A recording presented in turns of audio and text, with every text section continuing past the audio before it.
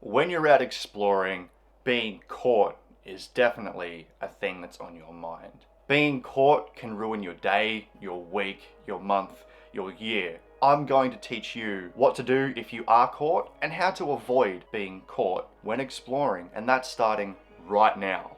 So while what we do is technically illegal, different states, different countries have different laws on trespassing. You do need to remember that urban explorers don't break and enter. There might be some that do, and they taint it for the rest of us. A lot of the time, we can just walk right in. Being caught doesn't necessarily mean you are being caught by the authorities. It could mean that you're caught by an owner, a caretaker, security, what have you.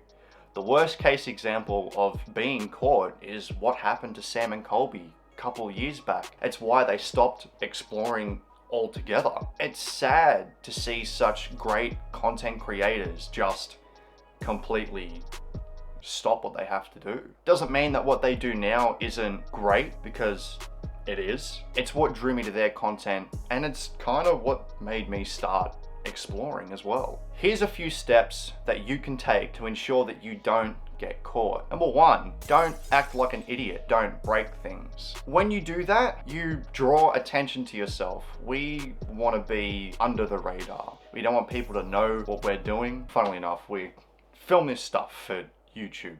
We essentially just want to live under the radar. We don't want people to know what we're doing. We don't want people to know that we are doing what we're doing. So don't be an idiot. Step number two, pick the right time to explore. You could explore overnight. That has its advantages and its drawbacks. I think I touched on this in an earlier video. Exploring at night gives you the advantage of being able to hide easier.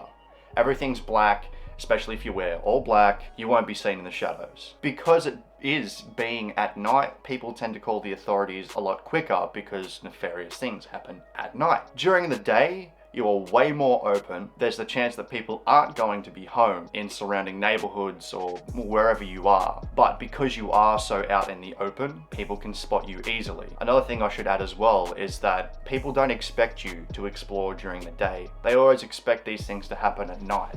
So you've got options here. Choose the time of day that you want to explore, and choose a place that you know you're going to be able to explore with no hindrances whatsoever. Step number three, don't break and enter. A lot of these places that you explore, you can literally just walk through the front door, or there might be the back door open. There might be a window open. Don't smash things, don't break things, don't try and force your way in. It's only going to end bad for you, especially if there are cameras around. Breaking and entering is a big no-no.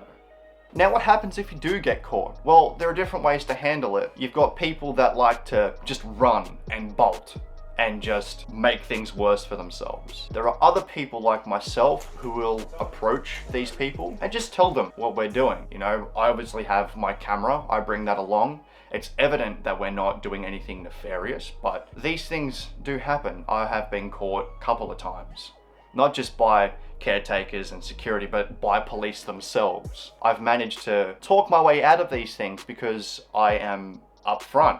I am forthcoming. I know my trespassing laws and I know my area pretty well. So being able to leverage these things, and especially speak in a calm manner, shows that I'm not a threat. It shows that I know what I'm doing and that I accept the responsibility. Obviously, having a camera, I can show them what I'm doing. I have no problem deleting footage. There are different ways to go about that, but this is what's worked for me, and it might work for you as well. So when talking to these people, you obviously want to approach them first. You don't want to run, you don't want to hide. If you see them, if they see you, walk towards them, approach them, and just be like, hey, what's going on? And then they will obviously say something like, oh, hey, we got a call saying that some people were here. And that's where you could say, yeah, that was probably just us. We're filming for YouTube. We're making documentaries. We're doing something like that. I've got a camera here. I'm not breaking things. I just thought that this would be a cool place to shoot.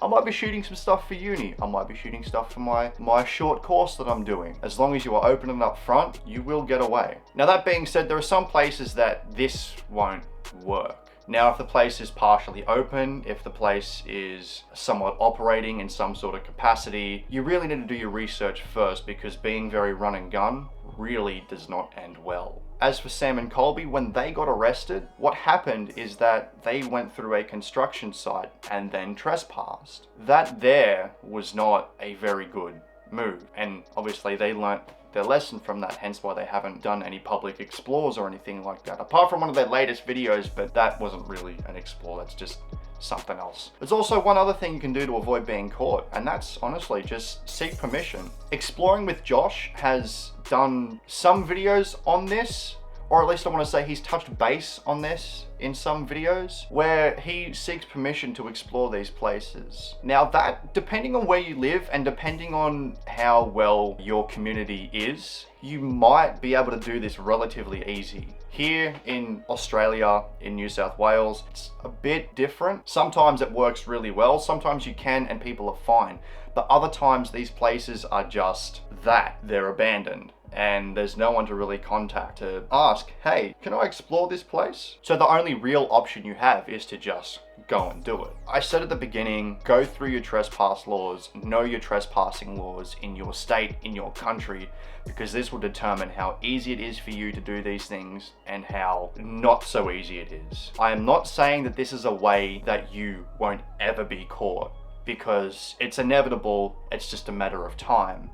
It's wrong place, wrong time. These are just things that I've done personally that have helped me get out of these situations. They might help you, which is why I made this video. But if you want to keep this adventure going, click right here to watch the full Urbex Survival Guide playlist. There's heaps of stuff here. Also click right here to come on an adventure with me. I would love to see you come along. Click on my face to join the crew. I would love to see you on my next adventure. I will see you over there.